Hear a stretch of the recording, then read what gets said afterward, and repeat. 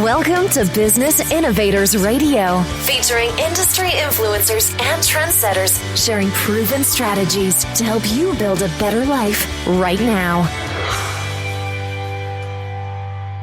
Hi, everyone. This is Tammy Patzer, and I'm really excited to introduce today's guest, Juanita B Johnson. She is the author of the best-selling book, The Audacity Code. She is known as the Sankofa griot of our time. Her attraction to the concept of positive audacity began in childhood as she listened to fascinating dinner table stories which featured the achievements of African American luminaries, change agents, and historical personalities. These stories continue to serve as her North Star of fearlessness. Juanita is an honor graduate of Dillard University and holds an MBA from The Ohio State University. Currently, she facilitates the Sankofa Chronicles, a web-based edutainment platform which instills pride and self-confidence in children through its focus on character building, African American history, and culture. Welcome, Juanita. Thank you, Tammy. I'm so happy to be here today. Your book, The Audacity Code, just came out a few days ago, and already it's topping the charts as #1 bestseller, and it's garnered all kinds of activity as a hot new release. So I just wanted to ask you a little bit just about how does that make you feel right at this moment? It makes me feel wonderful, simply because you feel that there's a need in the market, but when it's confirmed that there's a need in the market, it just makes you feel great. I'm just happy, excited. Well, I'm excited for you. And I wanted you to look back at your life. And is there anything that really stands out to you about what may have helped you to become the author you are today? I think it goes back to those dinner table discussions and washing dishes after the dinner with my mother, in that I was never told that I could not do anything, no matter how fanciful, how farcical, how far out, whatever I was spouting at that particular moment. My mother encouraged me. She didn't just encourage me blindly. She would, if there was a concern, for example, I thought there was a time when I wanted to go into the military, and she asked me, have you considered X, Y, and Z? And then when I thought about the X, Y, and Z, I was like, no, that's not me. That's not me. So I think that growing up with the belief that I could be anything, you assume that everybody grows up like you or pretty much like you. I was really hurt as an adult when I heard other adults say really hurtful things to their children that cut my spirit as an adult, and I know cut the child's spirit in their ability to dream and to plan and to see a future for themselves that was different than just being a child listening to what adults always told you to do, either your parents or your teachers. So your mother really helped you, and I imagine your dad too, by just telling you all of these historical stories. And I know storytelling is becoming almost a lost art, because some people, they don't, like you said, not everybody talks to their children the way that your parents talk to you. So now you're an educator and an advocate for African American history and culture. Tell me a little bit about that journey, about how you took the foundations of what your parents did for you to get to the Audacity Code, the book.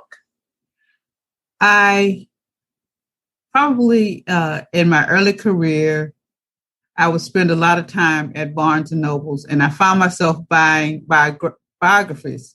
Some were African Americans, some were not African Americans. And people, what I found was more interesting wasn't just the accomplishment, the end goal of that person's life or the high point of a person's life, but the process, the journey that they took. And I had an opportunity at one point to do a presentation for some young people in a Saturday enrichment program on African-American inventors. And I worked to make the program interactive, to make them a part of the experience, not just me spouting off names and inventions, but I did a little drama and used them as the actors, living theater, I guess you'd call it. And surprisingly, to the person who had invited me to do the production and to myself, the children were just over the moon excited and about participating and the knowledge that they learned. So I continued to, read and to develop and to validate many of the things that my parents had told me, because a lot of times when your parents tell you things, you're like, okay, yeah, right, okay. But then when you open a book and see that it's validated, that it is a part of history, that it did happen pretty much the way your parents explained it to you, then it's like, there might be something here.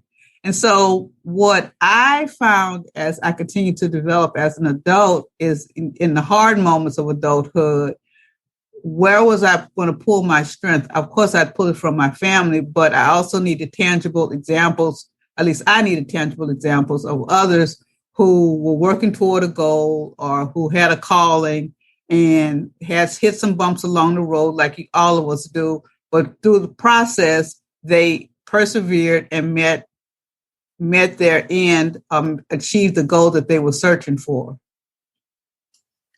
So you obviously have this affinity for life stories.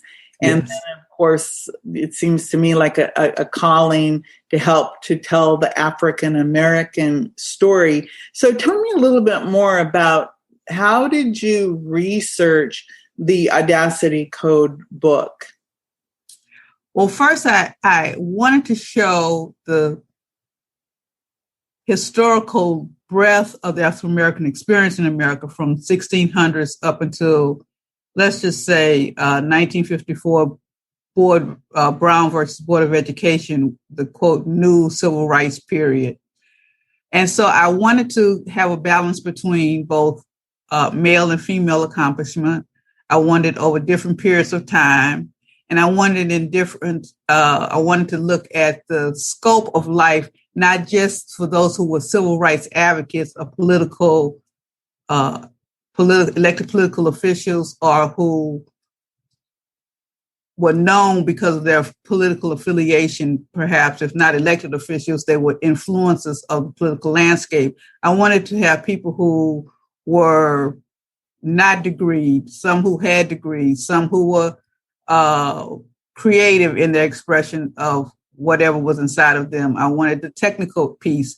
And so I just thought I went through a long list of people to try to narrow it down to 12 stories featuring 14 people, because two of the stories in the book feature a father and son, and then another one features a woman and a young man who she felt was like an adopted son to her. So I wanted to just have a broad scope, because just like other ethnic groups and also the majority of populations, Blacks are not monolithic. All of us don't express our life force through civil rights. Some of us are artistic, some of us are technical, some of us are literary, but those stories are I won't say forgotten, but they just weren't amplified enough that they are considered when it's time to celebrate the gifts of Blackness. If you're not an entertainer, if you're not an athlete, or if you're not the 4 or 5 people who tend to be promoted every Black History Month when it comes to educational material. Right, because almost everybody knows Martin Luther King, for example. Yes. King Jr. Or Harriet Tubman, A Sojourner Truth. Yeah. Perhaps Rosa Parks. But there's a lot of people, obviously, there has to be thousands of other people, I mean, millions of people whose lives have made huge differences. I wanted to ask you a little bit about what does audacity mean in the Audacity code? And the other part of the code, and I'm leaving it out because I don't have it in front of me, is it's the Audacity code. Coloring in black outside the lines. Yes, coloring in black outside the lines. So what does Audacity code mean? Well, normally when we look at the definition of Audacity, it carries a negative connotation. Usually if someone offends us or does something that displeases us, we'll say, how the audacity of that person. Can you believe that they did X, Y, and Z? Such audacity. But in the Audacity code, I flip that around and I take the audacity to do what you feel that you must do as a living human being. And for Black people, that has always been a hard push. Historically, African Americans, when it came to audacity, it usually was defined as a reaction to stepping outside the lines, the very narrow lines that the majority of society had defined for Blacks, usually second-class citizen. If you didn't get off the sidewalk when a white lady was passing by, that could be considered audacious. If you, I didn't turn off my devices, so, and I think I've got the devices turned off. Please excuse me. But for example, there was more than one instance after World War II when African American soldiers came back to small town USA, and they were walking, going from one place to another in their uniform, that some whites found it offensive to the point of lynching these gentlemen. And so coloring outside the lines, it means for me, moving past whatever limitations the large society has placed on you just because of your skin color and doing that which you have to do to feel fulfilled in your life. For some people, it may be military service. For other people, it may be being artistically inclined, the theater, the visual arts. For other people, it may be being the best athlete you can be or being the best teacher you can be. But what we don't realize is that if we don't honor the Audacity code, which is inside of each of us, we are shortchanging not only ourselves, but other people who we may not even realize that we're affecting. We're all interconnected.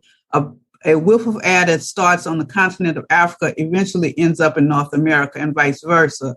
So we never know who we are shortchanging. If you can't do it for yourself, I tell people, do it for somebody else, because your gift and your light is needed in this world. And you don't have to stay within the second-class box. There were those who, when the law, the regulations, the rules of engagement really limited or attempted to limit the expression of the life force within Black people, but that is no longer the case. Although, life has changed. It may not be codified anymore in rules and regulations, but there are those who still have very limited perceptions of the abilities of especially Black children. And I want Black children to know through their teachers, through their parents, through the adults in their lives, that the sky is the limit. You can achieve what you choose to achieve. It may not be a rosy path, but because that's just not life, that's just fairy tales, it's not reality. But in the end, you will not only do what you need to do, but you'll help other people along the way. Wow, that is a really powerful message. So you said that you have 14 different interwoven stories in the Audacity code. Out of all those stories, is there one that really stands out in your mind as really being a symbol of Audacity? I'd have to say it's the very first story, and it's the story of a woman by the name of Elizabeth Mumbait Freeman. Most people in her community in the late 1700s knew her as Mumbait. But to me, she has an audacity, a courage that honestly, I'm not sure if I would have been able to attempt to do what she actually succeeded in doing. And that is around age 12 or 13, she was separated from her parents because the family, the gentleman who owned her mother and father passed away, and he willed his human assets, i.e. Slaves, to his various children.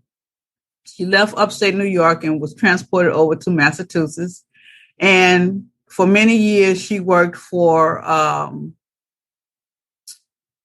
she worked for her original owner's daughter and his family and 2 children.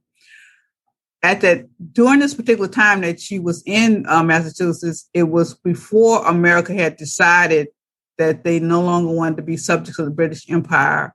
And there was a great deal of conversation around what should we do? How can we do it? Why should we do it? Can we do it? Will we be successful? And so while she was serving the gentlemen who were having these conversations, because of course there were no women in the room at this particular time, she listened.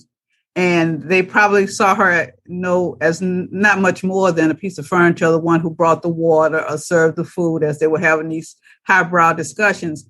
But she realized within herself that I am just as much a human as these gentlemen are. And if they want freedom and liberty, why can't I have freedom and liberty?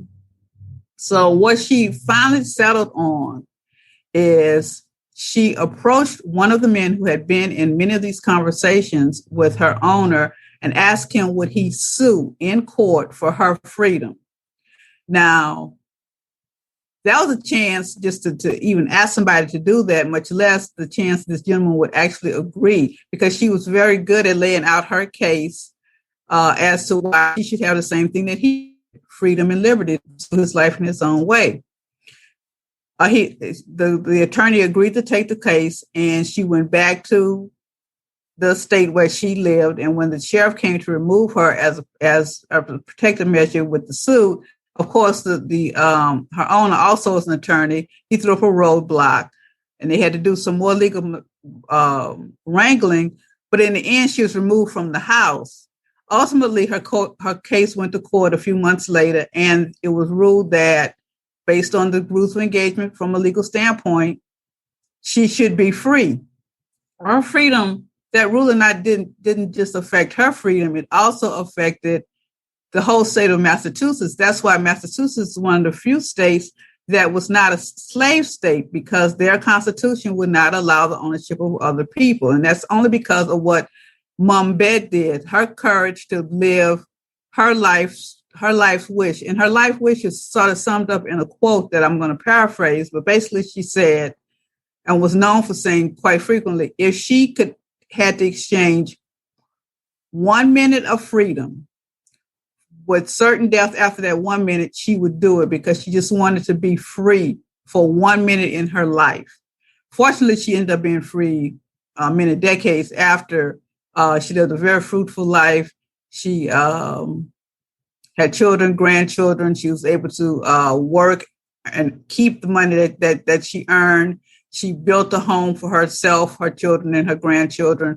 But if she would have just accepted the status quo that I'm a slave, I can't do any better, I'm not educated, nobody will help me, I'm not sure if Massachusetts would have ended up being one of the only states that was not a slave-owning state. So I find her courage absolutely engulfing. It is, and it's so inspiring to know that. I mean, can you imagine that she had to have been really sharp, and she selected somebody who she thought would listen to her. Yes. And she laid out the case, and it made sense. And right. So she actually took it to court, and she literally changed the entire destiny for all of those people in Massachusetts. I mean, she did that. That is a phenomenal story. Kind of gives you goosebumps. So, and I know you have a lot of other stories in the book, And I think that now would be a really good time to let people know if they want to get a copy of the book, what's the best way to do that? I would direct them to my website, JuanitaBJohnson.com, and you spell that JuanitaB Johnson, JohnSon.com. That's JuanitaBJohnson.com. Okay, good. And the book is available not only there, but they can also go to Kindle or Amazon. They go to Kindle or Amazon. If they would like a ebook, I would direct you to Amazon or Barnes and Nobles or Books A Million or whoever your local bookseller is. Mm-hmm. There's also you can receive the physical book, but if you go to my website, you receive an autographed copy of the book and also an invitation to a program that I'm holding next month called the Sankofa Circle, where we're going to discuss a historical personality that's not profiled in the book. And you'll have an opportunity to have conversation with other like-minded individuals and also receive an autographed copy. Okay, so the best way to get a physical copy autographed by you is to go to your website and get that. So tell me, what does Sankofa mean? Sankofa means looking back to move forward. And as a Sankofa griot, I like to take stories from the past. As griot is a West African word for storyteller. So I am the storyteller that tells stories from the past to help us move into the future. Take the wisdom from the past and apply it to the present and prepare for the future. I like that. And that makes so much sense. And the story you told about Mumbait. Mumbait. Mm-hmm. Mumbait. Definitely a foundational story about how you can move forward.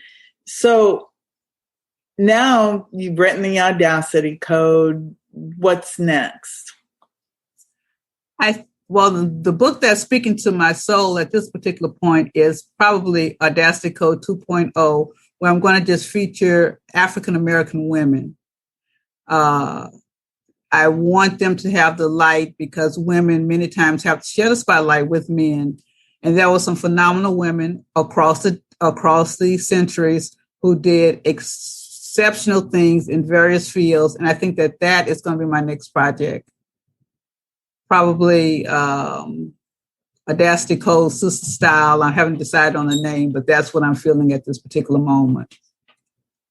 And I like that because the cool thing about a book like the Audacity Code, where you are talking about different historical figures over the years, and then of course the women in the next one, and then of course you could also have Audacity Code 3, 4, 5, 6, 7. I mean, right. A lot. It could be a series, and I understand that again. You're definitely an educator and an advocate for African American history and culture. So, and what about all of this as it relates to our children? Well, that's why I have under development the Sankofa Chronicles. I'd like to have a place on the web where children can come and learn African American history, not just during February. And it's not open just to Black children, but in this multicultural world we live in, that they can see that there are interesting people, phenomenal people that have made the world a better place, and they too can make the world a better place. I think a lot of times when we want to work with children in this particular area, the lessons are dry history. They're just fact-based, and that's not engaging to a child. The gentleman who did the book cover for me, when he was writing up a description of our first interview, he said that I still had a childlike spirit. I think that I do. I bore very easily. And just as an aside, I'd probably do very poorly in school right now if I had to do virtual schooling. I need the interaction to hold my attention. And I test things out on my great nieces and nephews to see how they respond. And I may feel that I have a great idea, but if it doesn't light their fire, it's not going to work. So to pass this message down directly to our children, I'm developing the Sankofa Chronicles web program. I like that. And I think you're right. Most of us, if we had to do what the kids today are doing, we probably wouldn't make it, because everything, if you go back, technology didn't exist in the form that it exists now. So right. It's an entirely different thing. So everybody, you can go to JuanitaBJohnson.com and find out all about Juanita and the Audacity code. Before I let you go, is there anything that you'd like to expand on or share? I think I just want to leave with the audience that each of us is here not by accident. There is a purpose for our life. Sometimes the purpose may be as small as being in existence so you can be somebody's best friend. You were chosen to be XYZ's best friend, or it could be as phenomenal as being a world leader. But to be that best friend, even being a best friend, takes work, takes dedication, takes heart. And I'd like to just encourage people to listen to that small voice that's inside of them that only they can hear, that speaks directly to them, that this is what you need to be about. This is the business that we need to accomplish, and we need to get started as soon as possible. So I just want to encourage people to be audacious, positively audacious, to be courageous, fearless, to have desire, to have vision, to see what others can't see, but to bring what you see into fruition through your efforts and your love, whatever that may be.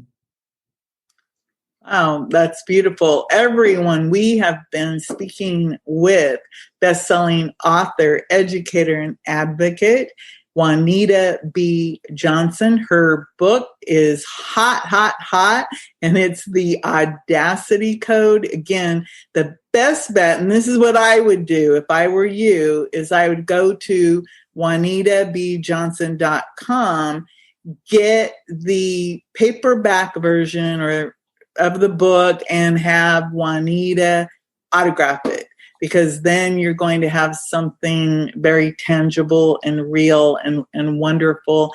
And follow along and get involved with her workshops and presentations and the Sankofa Chronicles. And if you have children, now you know that you have a place where they can go to really learn about African American history, and to get that lift up, and to know that they can shine their light, and that they can do whatever they choose to do in their lives. So thank you so much, Juanita. No, Tammy, thank you so much. And thank you, audience. I do appreciate it deeply, deeply, deeply. Thank you.